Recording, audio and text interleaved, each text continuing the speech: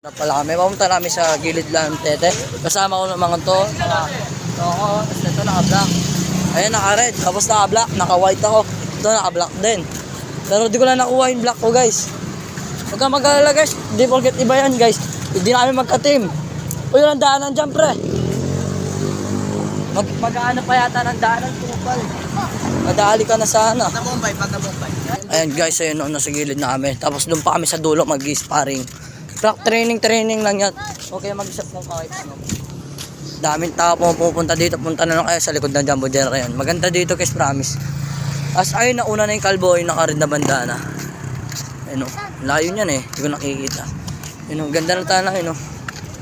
Ganda ng view. Tapos kami dito, sila may dalang mangga. Ayun o, hawak ng kapatid ko. Siyempre masarap yung kain namin. Anto kayo guys, sulit na punta nyo dito. Hindi kayo magsisisi o. Ganda o. Mahangin pa. Ayan o. Ganda talaga. Sulit na sulit. Makalimutan ko patalo yung intro ko nalagay. Sa Calvo. Kaya abangan nyo lang. Kaya hanggang dito na lang. Bye. Sparring muna kami. Babush.